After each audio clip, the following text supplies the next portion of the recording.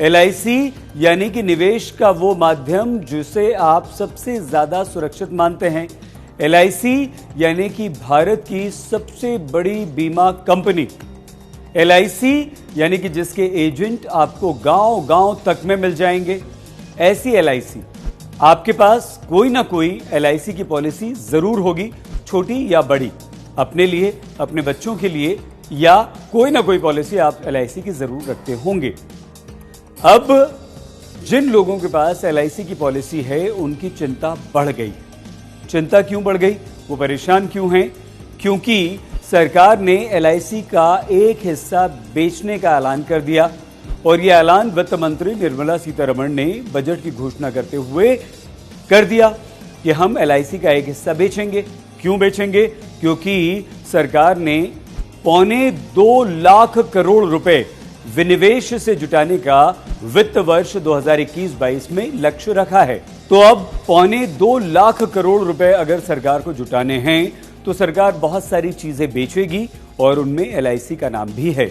लेकिन आपको घबराने की जरूरत नहीं, सरकार एलआईसी का सिर्फ एक हिस्सा बेच रही है।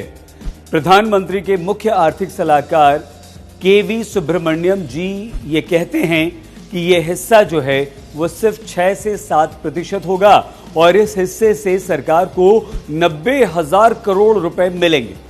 सरकार एलआईसी का आईपीओ लाने वाली है, जिसकी घोषणा वित्त मंत्री निर्मला सीतारमण कर चुकी हैं और वो वित्त वर्ष 2021-22 की पहली तिमाही में ही आईपीओ आ जाएगा।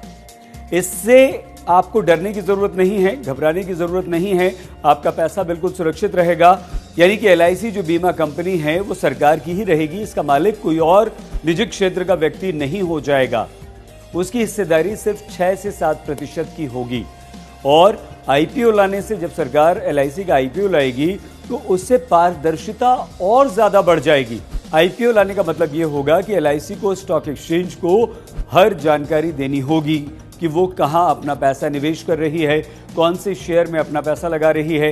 यानी कि आपका और हमारा पैसा जो एलआईसी में लगा हुआ है वो कहां निवेश हो रहा है वो हमें पता चल जाएगा। हाँ, ऐसा नहीं कि एलआईसी अभी हमारा पैसा निवेश नहीं करती है, अभी भी करती है, लेकिन उसकी जानकारी हमें नहीं होती। लेकिन आईपीओ आने के बाद उसकी जानकारी हमें हो जाएगी, क्योंकि स्टॉक एक्सचेंज को एलआईसी को बताना पड़ेगा। तो ये अच्छी बात है। तो इसलिए आप डरिए नहीं, घबराइए नहीं। ये सरकार धन जुटाने की कोशिश कर रही है विनिवेश के जरिए, तो इसीलिए एक छोटा सा हिस्सा एलआईसी का सरकार बेचने पर विचार कर रही है। और विचार नहीं कर रही, अब सरकार ने यह फैसला कर लिया है क्योंकि वित्त मंत्री निर्मला सीतारमण इसकी घोषणा कर चुकी है।